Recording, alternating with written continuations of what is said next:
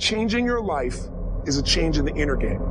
Ultimately, if you're going to have lasting change in anything, you're really talking about just raising your standards. I mean, I always tell people, if you want to know how to change your life, I give it to you in 3 words, boring as it sounds: raise your standards. Lasting change is different than a goal. You don't always get your goals, but you always get your standards. Everybody in life gets their musts. They don't get their shoulds. Most people have a list of shoulds, don't they? Don't you have a list of the shoulds, things you should do, you should follow through on? I should lose some weight, I should work out more, I should make more calls, I should respond more rapidly to my email, whatever. You know, whatever your should list is, people love to have their should list be met, but it's kind of like New Year's resolutions. If it does, it's really exciting, but if it doesn't, which is most of the time, it's a little disappointing, but you kind of know it's not going to happen. But when you decide something is a must for you, an absolute must, when you cut off any possible, you say, I'm going to find the way or I'm going to make the way. Human beings, when they resolve things, when they make a real resolution inside themselves, which is they raise the standard, they make it a must, they find the way.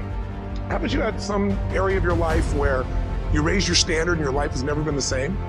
Maybe at one time in your life you smoked cigarettes, or you did something and you did it for years and you kept trying to change it, you kept telling yourself, I should. And then one day something happened. Something just clicked you over. Something took you over that kind of tipping point. And inside yourself you said, no more. It was a very, very different experience, wasn't it? Something inside of you shifted. And what was a should became a must, and you've never gone back. Because somewhere when we make this click, when we make something a must, we attach ourselves to it. It becomes part of our identity. Most people, if they really look at how they're living their life today, it's based on a set of standards, a set of beliefs that they made choices about 10, 20, 30 or more years ago. I mean, very often we made decisions in our youth or very young about what to believe, about what we were capable of, about who we are as a person, and that becomes the glass ceiling, if you will, that controls us. Take a look at any place you've got a limitation and ask yourself, when did I decide to accept that limitation? And you may not even see it as a limitation. You might see it as just, that's who I am. But so often in our lives, we've adapted to be a certain way so that we don't fail or so that people will like us or respect us, but it's not necessarily who we are. Joy comes when you're spontaneous. It's really hard to be truly happy when you're not being yourself. And most of us have no clue who we are. And so a big part of my work, if you've ever been to an event, you know, is to get people to do things spontaneously without thinking, because that's when the real you shows up. That's when the energy comes alive. And when you do that, when you start to connect to your true nature, suddenly there's energy available for you to set a higher standard for what you want in your life. So the secret to real happiness is progress. Progress equals happiness. And if we can make progress on a regular basis, we feel alive. And that's why at the beginning of the year, we get this thing like, okay, I can have this fresh start. I could really do what my soul desires. I could expand. I could grow. I could improve. I could change. Or maybe better than change, I could progress. You got to say, I got to take control of this process and not just hope it's going to work out like people do who make a resolution. Think about that. Progress is an aliveness to it, doesn't it?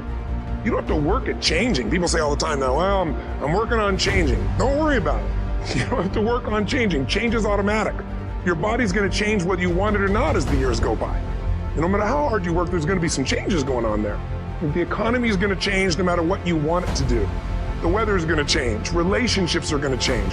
Everything in life is always changing. We don't have to work on change. Change is automatic, but progress is not. So if you want to make real progress, then you really got to look at your life in a different way. But one of the most important decisions you make in business is, ultimately, if I was going to sell this, if I chose to, I have to know what I sell this to so that I have long-term value, not just an income along the way. I have this critical mass hit. I get a multiple of my business. And most people don't have a clear exit strategy. They think I'll come up with that someday. You got to start with that end in mind. That's got to be part of your focus if you're going to be successful in your business. Whenever people fail to achieve their goals, 99.9% of the time, you ask them why, they'll tell you it's because of a lack of resources. That's what all these things are.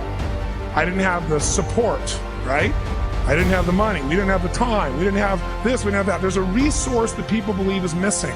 And that resource belief structure then keeps people from ever being able to really lead. Because what leaders do is they find a way to maximize whatever resources they have little as they may be. And they don't believe in limited resources. Resources are interesting, but the ultimate resources are the feelings of emotion that make you resourceful. Success and failure are not giant events. They don't just show up.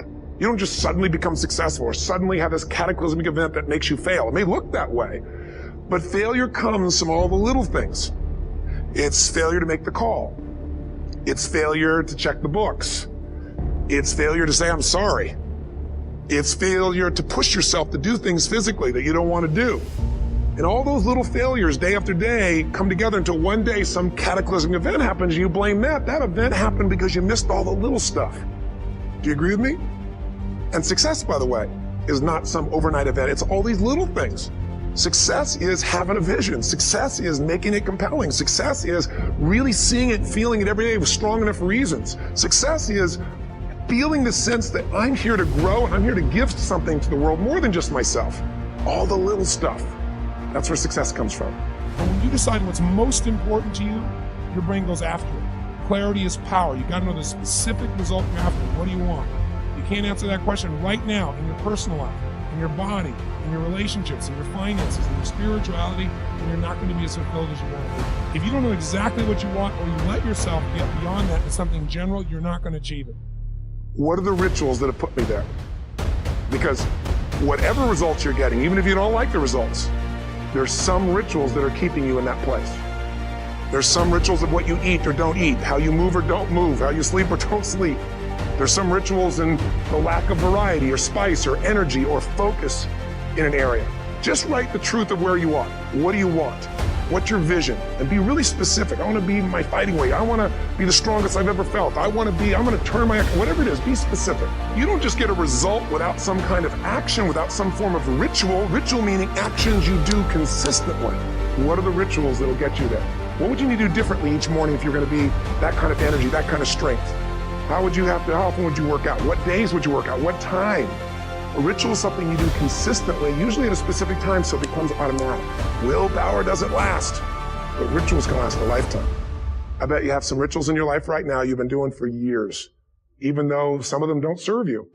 I'm just saying, wake yourself up. You want a new year and a new life.